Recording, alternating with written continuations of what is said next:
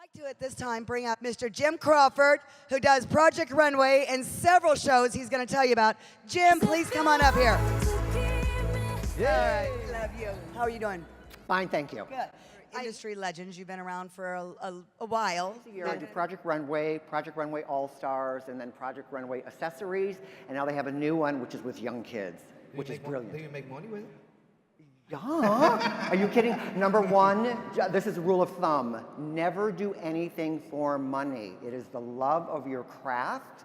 If you love what you do, I don't care if it's selling cigarette butts on a street corner or playing a guitar with a weenie. Just make sure you love what you do, and the money will come to you naturally. Always, always, always. But you also have, we asked you this morning, like, yeah, I do a lot of celebrities, but you don't know the names because they're just regular clients. You know, I am the worst PR person in the world. I have an agent in New York and in LA who, don't I sound fabulous? So, first of all, I just want to let you know, I'm from a really little town called Christian County, Kentucky. There's like one stoplight, a washing machine that people go to watch on Saturday night instead of TV because they don't have them there. But anyway, so I'm like literally, I come from nothing. So to be where I am is the most incredible blessing in the entire world. Don't ask me how I got here. It was the grace of God and really hard work. Because people, it's true, it's true. People always say to me, they'll be like, you know, I've been in this business 32 years, and I know I look younger. It's because of the Botox and the fillers. But at the end of the day, the bottom line is, people will say, you know, how, you know, what do you owe to your longevity in the industry? And I said, well, I would have slept my way to the top, but nobody ever asked me. So I had to work really hard. And I was blessed to have the opportunity to move to New York. And I had no job. I worked in a salon for 12 years. And just to let you know, if I talk too long, just say, Because never, as a hairdresser, you know how it is. You can never tell a short story. See, I'm going on forever and ever. So anyways, I moved to New York after deciding I didn't want to work in a salon any longer, which was 12 years. And I needed some... See, now I feel like I'm talking to my mother, my father, my brothers, and my sisters, and most of the people I work with.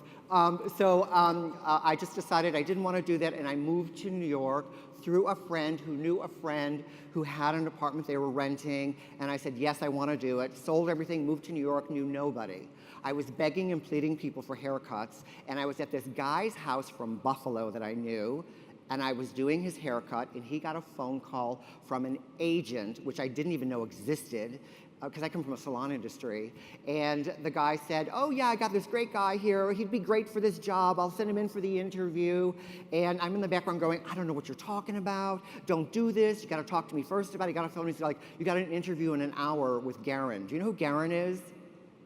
Okay, just Google him. All I have to say is Madonna, okay? And his list goes up from there. He's like in every issue of Vogue, he's like one of the top with Orbe and the rest of them, and the rest of these guys. He's like at the pinnacle of the top. His talent is incredible. So it was for a job for MTV. It was a video, which I never worked in before, and they needed like bald caps and all these things. I didn't know how to do any of it. So I went for the interview. I knew who Garen was, and I lied through the whole interview. He'd be like, you know, what kind of jobs did you do? And I'm like, oh, I do this, and I do this, and I do this. Have you ever done theater? And I'm like, oh, yeah, lots of it. Which ones? I'm like, I did it all. So I made everything really vague. I got the job. This was on a Friday. The job was on a Monday. I was scared shitless. So I bought every single book I could find and every piece of makeup that I need to do for transitioning people into different ages and stuff like that. And I spent the weekend and worked on people I didn't even know and offered them free haircuts in return.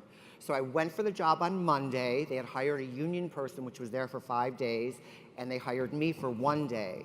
With the grace of God, they hated the union person, they fired his sorry ass, and they dragged me in for 7 days. I made $7,000 in 7 days, and I've been in the industry 32 years. So, just to let you know, FYI on the down low, most of you, I don't know if you all work in the salon industry, but if you're ever looking to go beyond, am I talking too long because I can shut up? No, go for it. Okay, if you want to, I'm having a hard time seeing everybody. Okay, okay. Just 'cause They're out there, trust us. Oh, the lights. No, stop, really. So, just to let you know, age has no bearing when it comes to my end of the industry. Now, when I say my end of the industry, because I'm 58. So if I can do it at 58, don't think just because you're sitting in that chair way in the back, in the corner, because you're too afraid to come close to the stage or be on the stage, that you can't do what I do. I believe in helping as many people as I possibly can, because I remember when I started in the business, nobody gave me a second look. Because you know how some hairdressers are? They're like, like that. I'm from New York. There's lots of tude there. I don't have time for it. I'm too short, okay? And life is too short. So just to let you know, my job basically is editorial, which are magazines. And my work has been in everything from Vogue, Harper's Bazaar, Sports Illustrated, swimwear. I mean, like, I've done everything, which, thank you God, I loved, but I don't do anymore because I'm so old and I've been in the business a long time. Now it's by word of mouth. They're like, get the guy who doesn't shut up with the blonde ponytail.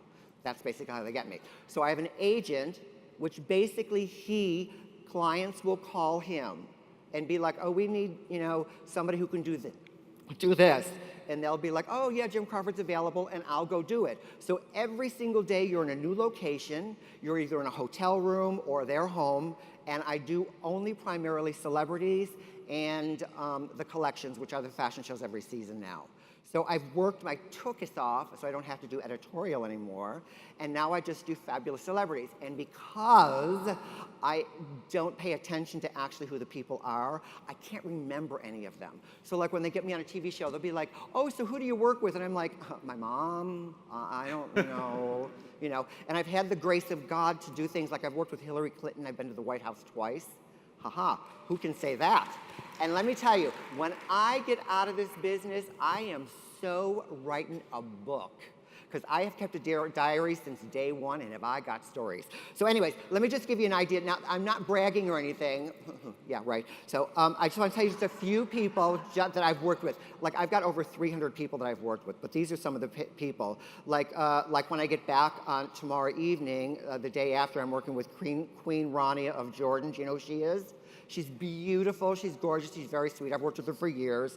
Meryl Streep, Ava Mendes, Helen Mirren, Julianne Moore, Michelle Williams, Halle Berry. I've worked with all the models, Cindy Crawford, Claudia Schiffer, Lindy Evangelista, Naomi Campbell, and the same thing with, I do all the morning shows like Good Morning America, and Today, and Live, and blah, blah, blah, blah, blah, and they'll bring me out and I'll do what's happening in trend or how to do something.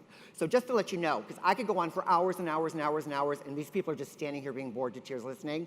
If there's any of you who are thinking about wanting to transition into my end of the industry, I don't care if you live in Padunkadunk, Ohio, if you feel that you want to do something like I do, it does not mean that you have to move to New York. It means you can do it in your hometown, and I'll tell you why. There are different venues in this industry, but in my end of the industry, there is magazines, which is the editorial, celebrity, and fashion shows. But because our industry is moving so fast forward, the next step is we are being hired as specialists, okay? So what happens is TV shows want you. I've done HSN. I'm sure you've all bought stuff from me while I was on there. And if you haven't, shame on you. But it offers possibilities for you to do TV in your hometown to become a specialist. And you are a specialist, you're a trained professional. So I can actually tell you it's a very easy process to go through to be able to put together, which is a reel, have a photo, a little bit of a resume of your background, and I don't care if you work in a salon behind a chair or if you're an assistant. If this is what you want to do, follow this dream. I can give you the steps to do it. Just contact your TV stations, get your butt in there, do it for free if you have to for a couple of times, and then you have a reel that you can present to QVC or HSN or somewhere in Today's Show in New York City or somewhere else in the United States. You need to open up your horizons, never keep them small. You are in the largest profession in the United States, well, it's not the world, that affords you the luxury in this time, in this age, for men and especially for women to do whatever you want to do. And one last thing. Don't ever think you're going to get support from anybody else but yourself. Because if people were happy with what they were doing, they wouldn't be condescending about what you want to do. So follow your passion and your dream. Thank you so very much. When Farouk and I both met Jim, and these two were like two peas in a pod, da da da da da da da da. So as he's talking, I'm going, no wonder you and Farouk get along, because you guys just go.